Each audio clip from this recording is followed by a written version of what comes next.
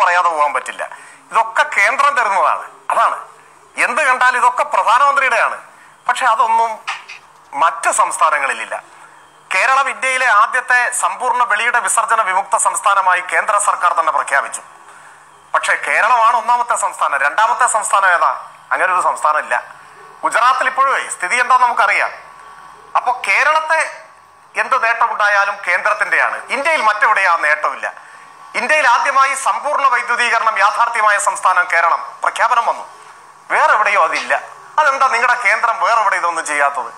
ഞാൻ ഇതിനെക്കുറിച്ച് സമയമെടുത്ത് കണക്കുകൾ വെച്ച് വിശദീകരിക്കേണ്ടതാണ്. ഒരു കാര്യം കൂടി പറഞ്ഞ് ഈ ഭാഗം അദ്ദേഹത്തിനുള്ള മറുപടി അവസാനിപ്പിക്കാം. അദ്ദേഹം ഏതായാലും ഓഖിയെ കുറിച്ച് കൂടെ പറഞ്ഞു. അദ്ദേഹത്തിന്റെ പ്രവർത്തകരോട് ചോദിച്ചത്രേ, ഈ ഓഖിക്ക് തന്ന പൈസയൊന്നും കിട്ടിയിട്ടില്ല, ഗവൺമെന്റ് സ്റ്റേറ്റ് ഗവൺമെന്റ് ഒന്നും കൊടുത്തിട്ടില്ല. ഞാൻ ഒരു കാര്യം പറയാം, കൂടുതൽ പറഞ്ഞ് നമ്മള് അതിന് വിട്ടു പോകേണ്ട. നിയമസഭയുടെ 9ാം സമ്മേളനത്തിൽ ബഹുമാന്യനായ നെന്മാറ MLA ശ്രീ ബാബു ചോദിച്ചൊരു ചോദ്യമുണ്ട്. ഓഖിയിൽ നിലവിൽ പ്രഖ്യാപിച്ച ധനസഹായം സമയബന്ധിതമായി വിതരണം ചെയ്തതിന് നടത്തുന്ന നടപടികളെ കുറിച്ച് ഉള്ള ചോദ്യമാണ്. അതിന് നിയമസഭയിൽ നൽകിയ മറുപടി, ആ മറുപടിയുടെ പ്രസക്ത ഭാഗം ഞാൻ വായിക്കാം.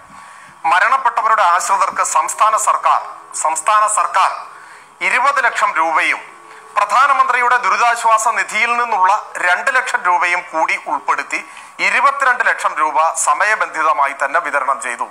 കേട്ടില്ലേ? പ്രധാനമന്ത്രി തന്ന ആനമുട്ട വലുപ്പത്തിലുള്ള സഹായം എത്രയായിരുന്നു എന്ന്.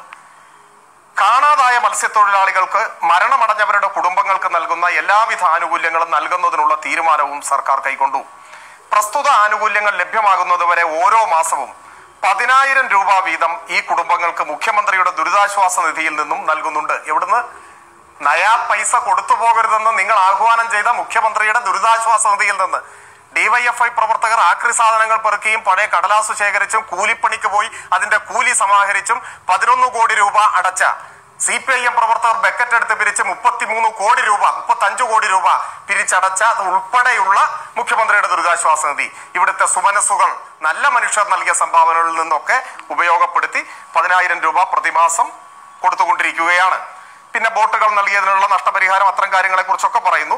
അവസാനം ഓഖി ദുരിതാശ്വാസത്തിനായി ജില്ലാ കളക്ടർമാർക്ക് ചെലവഴിക്കാൻ 24.83 കോടി രൂപ 19/1/2018 വരെ അനുവദിച്ചിട്ടുണ്ട്. മത്സ്യത്തൊഴിലാളികൾക്ക് ഒരു മാസത്തേക്കുള്ള സൗജന്യ റേഷൻ അനുവദിക്കുകയും അതിനായി 8.31 കോടി രൂപ മുഖ്യമന്ത്രിയുടെ ദുരിതാശ്വാസ നിധിയിൽ നിന്ന് അനുവദിച്ചിട്ടുണ്ട്. കേട്ടല്ലോ? അപ്പൊ ഈ ജന്മാവകാശമായി കിട്ടിയ കള്ളപ്രചരണം അങ്ങ് ഗീർവാണം അടിക്കരുത്. രേഖകൾ വെച്ച് സംസാരിക്കാം. ഈ ഭാഗം ഇവിടെ